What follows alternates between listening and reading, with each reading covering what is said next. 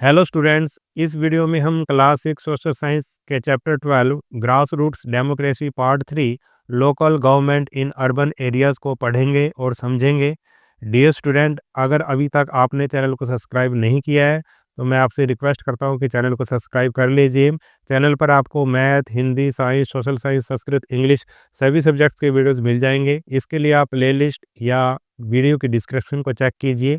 जैसे ही आप वीडियो की डिस्क्रिप्शन या प्लेलिस्ट को चेक करेंगे आपको सभी सब्जेक्ट्स के लिंक मिल जाएंगे। तो शुरू करते हैं अपना चैप्टर 12।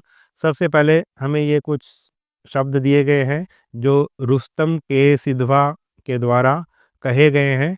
कॉन्स्टिट्यूट असेंबली 13 अक्टूबर 1949 को इन्होंने कॉन्स्टिट्यूट असेंबली में ये शब्द कहे थे। तो ये क्या शब्द हैं, पढ़ लेते हैं इनको।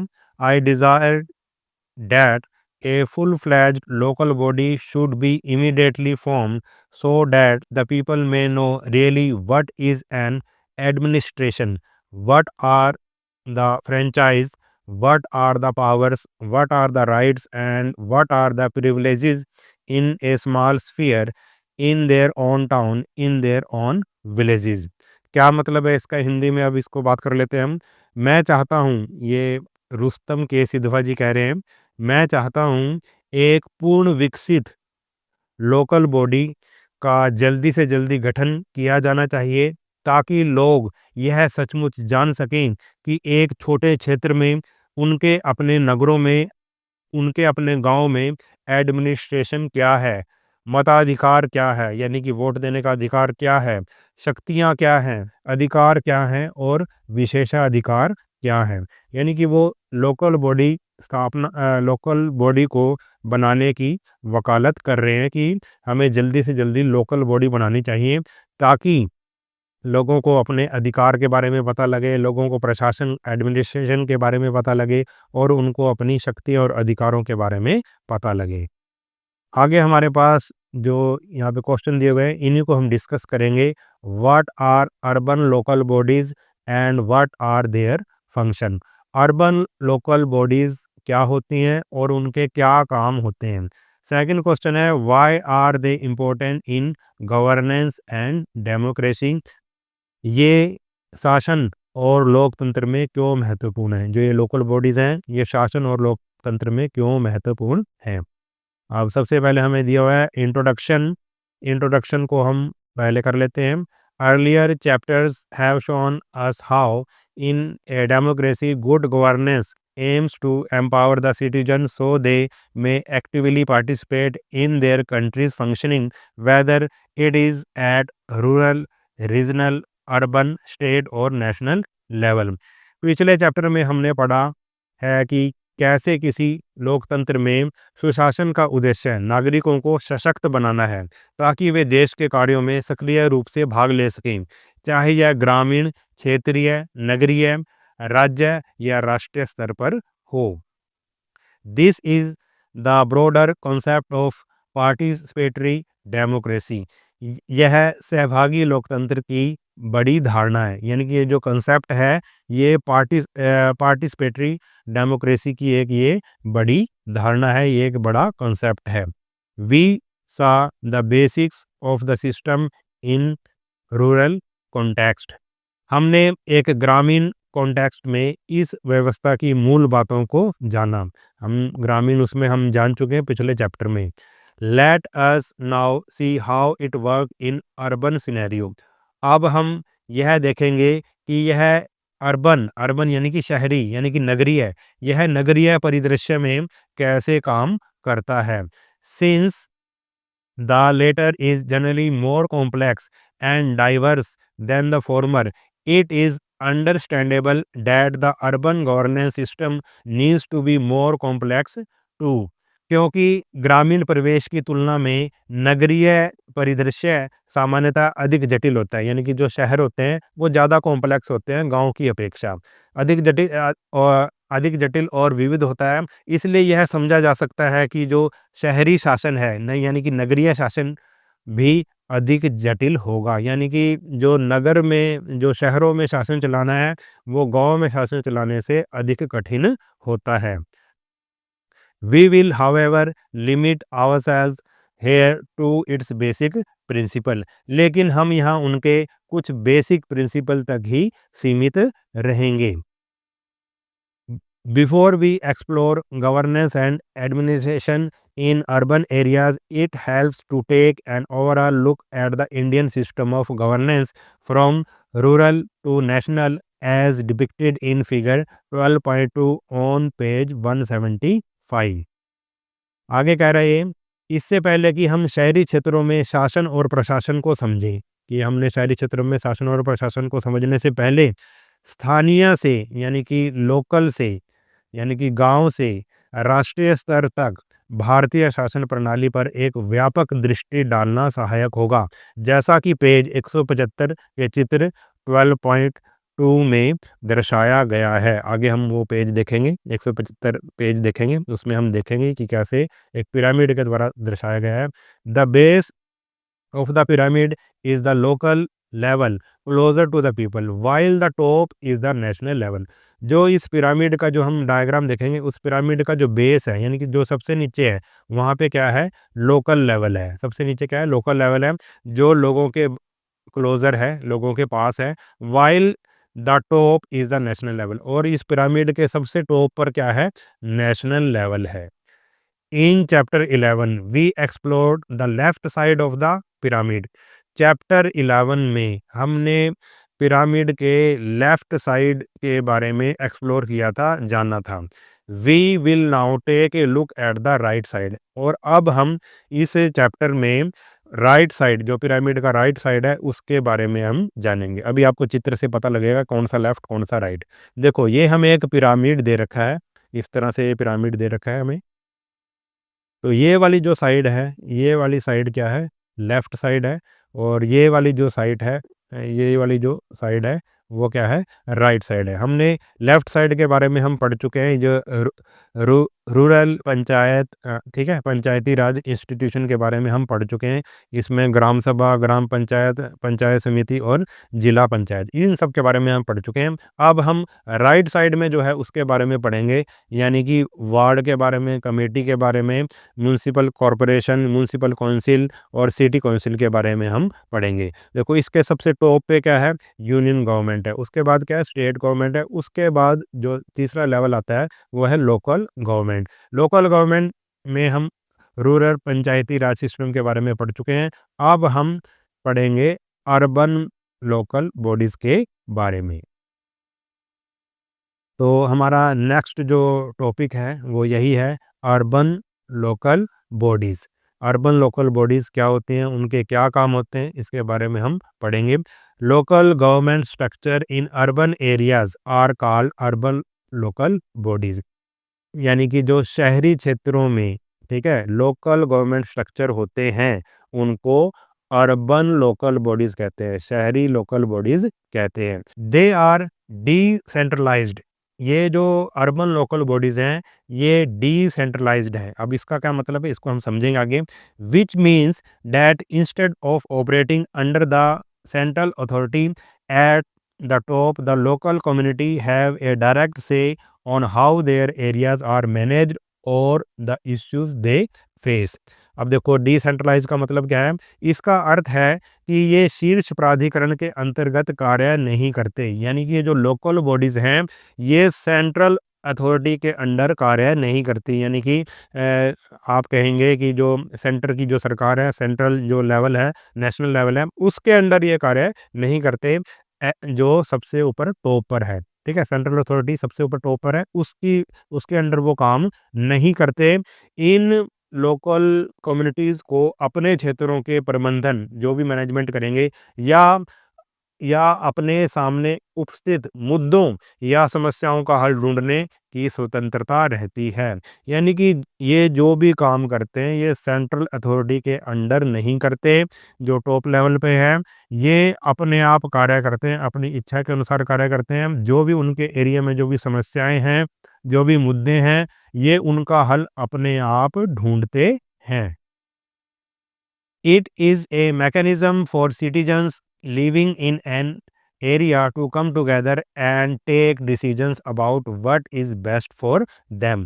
ये एक ऐसा मैकेनिज्म है। यह एक क्षेत्र में रह रहे नागरिकों के साथ आने वाले उनके लिए बेस्ट क्या है, इस पर निर्णय लेने का एक सिस्टम है। यानी कि ये सिस्टम क्या है, ये मैकेनिज्म क्या है, इसमें क्या है भाई, जो भी उनके लिए, जो भी लोकल बॉडीज़ के लिए, लोगों के लिए बेस्ट है, वो वो निर्णय ले लेते हैं।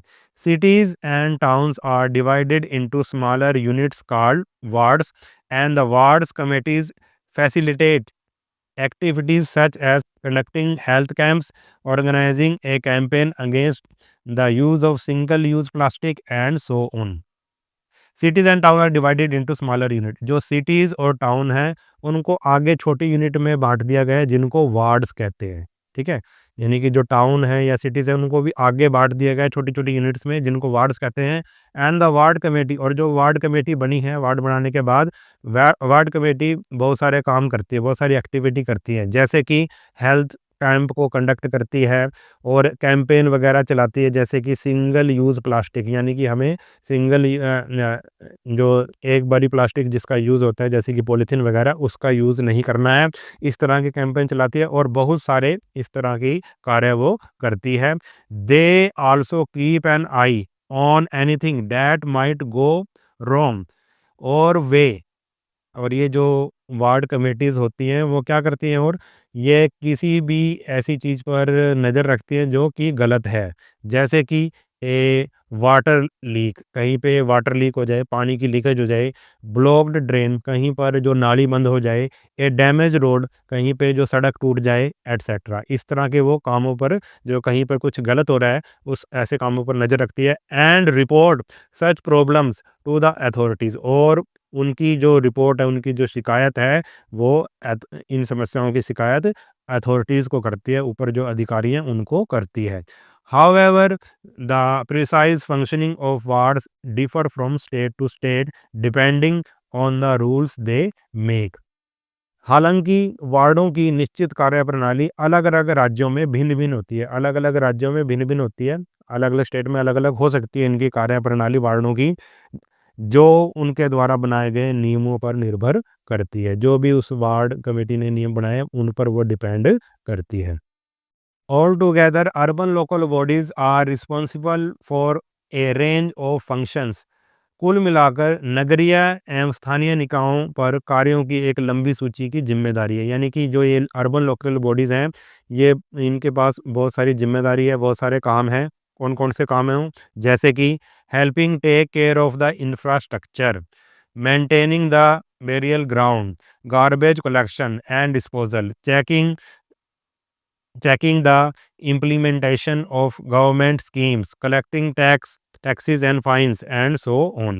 तो इन पे कौन कौन सी जिम्मेदारियां, इनके कौन कौन से काम हैं? जैसे कि इंफ्रास्ट्रक्चर जो उसको मेंटेन रखना, यानी कि सड़क वगैरह है या दूसरी चीज़ें हैं उनको मेंटेन रखना। कब्रगाहों का रख रखाव, कब्रगाहें क्या होती हैं? बेरियल ग्राउंड क्या होता है? जहाँ पे जो शव है उनको दफनाया जाता है ज़मीन के अंदर, उनका रख रखाव भी ये करती है।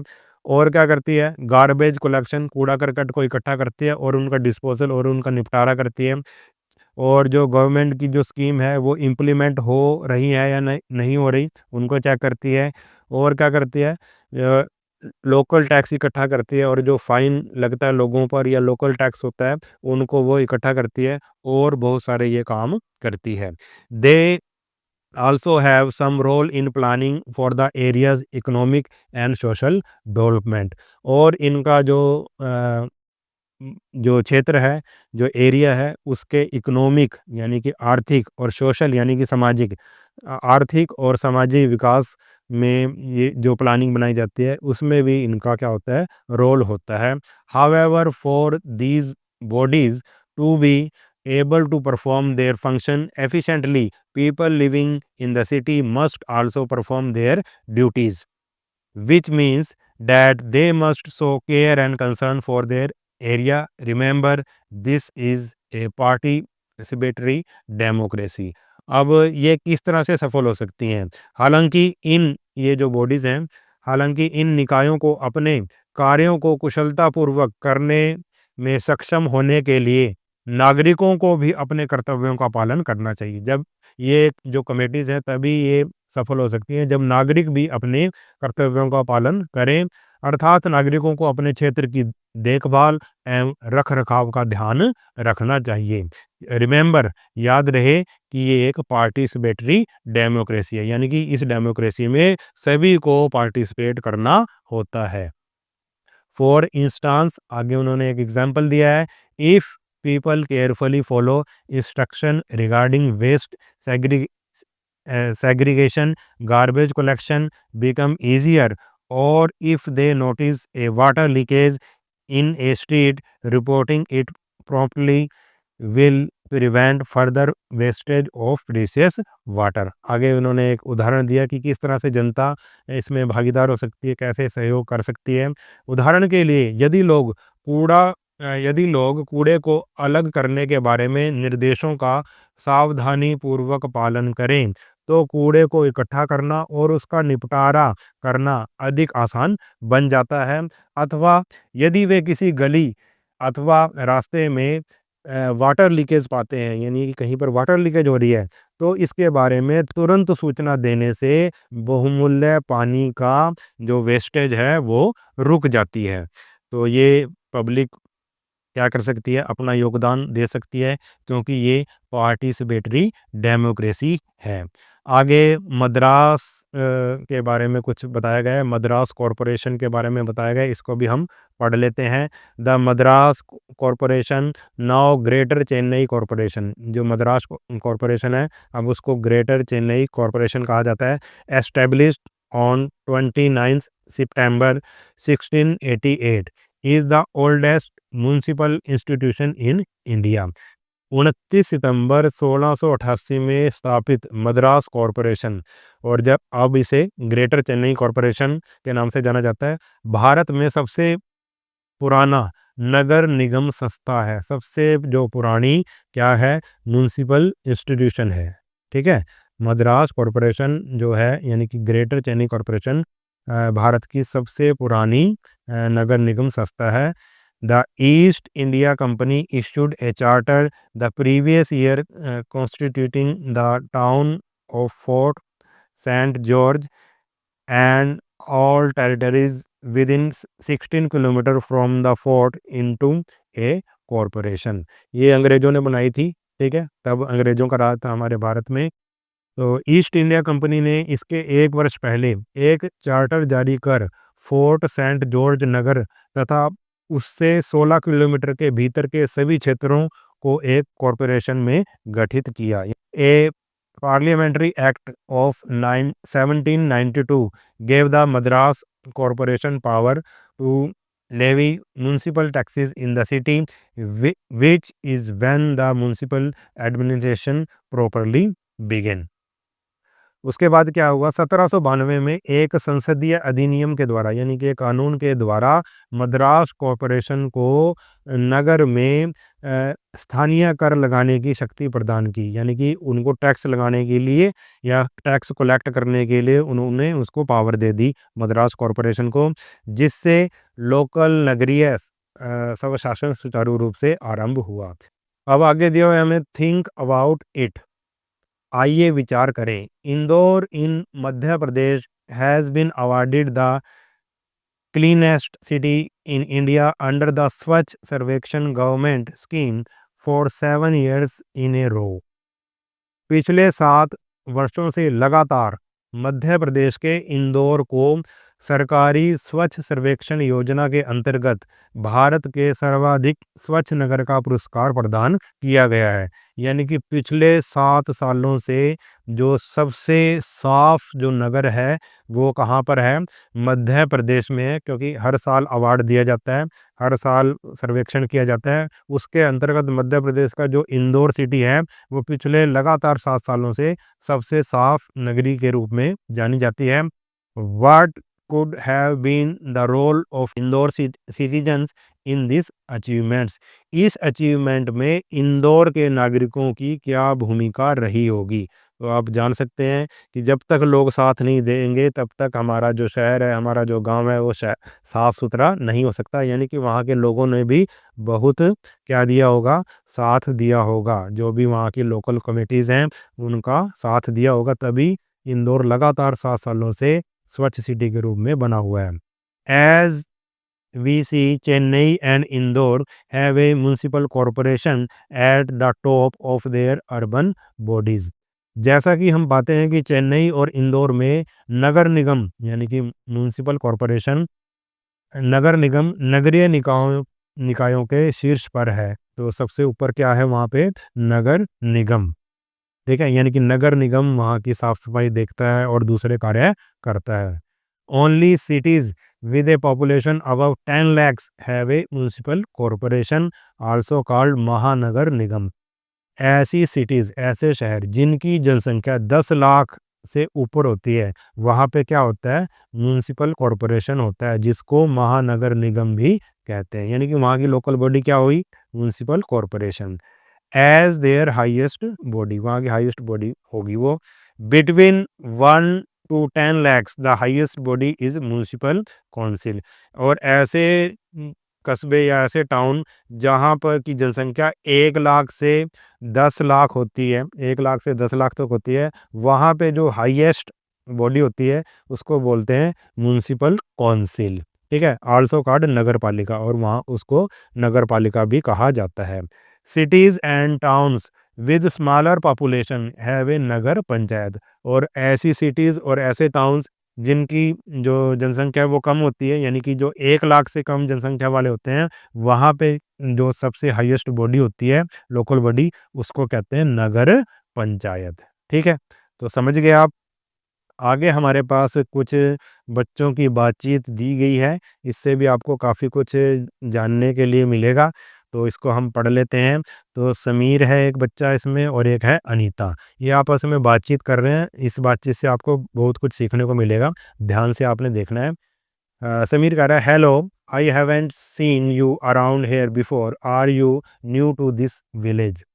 समीर कह रहा है अनीता से, नमस्कार, मैंने आपको इससे पहले यहाँ नहीं देखा, क्या आप इस गांव में नई हैं? अनीता कह रही है, hello, yes, I am visiting my grand parents who live near by, I am from the city, it's quite different from here. अब अनीता बोल रही है, हेलो, नमस्कार, हाँ, मैं अपने दादा दादी से मिलने आई हूँ जो यहाँ रहते हैं। मैं नगर से हूँ, यानी कि मैं शहर में रहती हूँ, वह यहाँ से बहुत ही डिफरेंट है। Sameer, oh really, what's it like in the city? अब समीर कह रहा है, अच्छा, सचमुच, नगर कैसा होता है, यानी कि शहर कैसा होता है? समीर ने पूछा। अब अनीता जवाब दे रही है, well, it's busy and crowded with tall building everywhere. There are so many people rushing around all the time, and it's noisy compared to the quietness here. Also, people are more independent and often don't even know their neighbors. अब उसने शहर के बारे में अनीता क्या बता रही है? जी, शहर व्यस्त और भीड़-भाड़ वाला होता है, यानी कि शहरों में बहुत भीड़ होती है। यहाँ हर जगह ऊँचे भवन मिलते हैं, ऊँची-ऊँची बिल्डिंग होती है। बहुत सारे लोग हर समय इधर-उधर जाते रहते हैं। वह यहाँ के शांत वातावरण की तुलना में कोलाहल से भरे होते हैं। यानी कि गाँव का वातावरण शांत है और वहाँ पर क्या होता है, हमेशा शोर मचा रहता है। इसके साथ ही वहाँ लोग अधिक आत्मनिर्भर होते हैं, अधिक इंडिपेंडेंट होते हैं, यानी कि उनको दूसरों की ज़्यादा ज़रूरत नहीं पड़ती। वे प्राय अपने पड़ोसियों के बारे में भी नहीं जानते, यानी कि शहरों में तो लोगों को ये नहीं पता होता कि हमारा पड़ोसी कौन है। और अब देखो समीर पूछता है, अब समीर कह रहा है, हाँ, wow, here everyone knows everyone else and pitches in to help each other out. We work together in the fields, celebrate festival together, and even make decisions as a community. अब वो गांव के बारे में बता रहा है समीर। अच्छा, यहाँ तो प्रत्येक व्यक्ति एक-दूसरे को जानता है, यानी कि गाँव में तो एक-दूसरे को सभी जानते हैं और मदद के लिए, हेल्प के लिए हमेशा तैयार रहते हैं। हम मिल-जुल कर खेतों में काम करते हैं, साथ में त्योहार मनाते हैं और सामूहिक निर्णय भी लेते हैं, यानी कि जो भी हम निर्णय लेते हैं, वो मिल-जुल कर लेते हैं। आगे अनीता क्या कह रही है? Well, there is still some senses of community in the city. Just the other day, following heavy rains, a house collapsed 2 streets away. Dozens of people gathered from all over the place to help clear the rubble and make sure no one was trapped inside. अब अनीता शहरों के बारे में बता रही है। वैसे नगर में भी कुछ सामुदायिक भावना है। नगर में भी लोग थोड़ा बहुत मिलजुल कर रहते हैं, वो कह रही है। हाल ही में भारी वर्षा के कारण 2 गली के बाद एक मकान ढह गया। 2 गली आगे वो बता रही है बात, गली की बात बता रही है कि वहाँ पर एक मकान था ना जो भारी वर्षा के कारण वो गिर गया। इसके बाद आस-पास के दर्जनों लोग मलबे को हटाने में सहायता के लिए एकजुट हो गए और सुनिश्चित किया कि कोई मलबे के अंदर फँसा ना रह जाए, यानी कि लोग मदद के लिए आ गए, जैसा कि इस चित्र में भी दिखाया गया है। यानी कि शहरों के लोग भी अ, उनमें भी कुछ आप कह सकते हैं मेल-मिलाप होता है, सामुदायिक भावना होती है। आगे समीर कह रहा है, doesn't the local government help in such cases? क्या ऐसे मामलों में लोकल गवर्नमेंट मदद नहीं करती? अगर किसी का मकान गिर जाए, बाढ़ आ जाए, तो क्या लोकल गवर्नमेंट मदद नहीं करती? अब वनीता जवाब दे रही है, यस इट डज़। हाँ, लोकल गवर्नमेंट मदद करती है। In fact we have local bodies and elected representatives who represent us and our interest.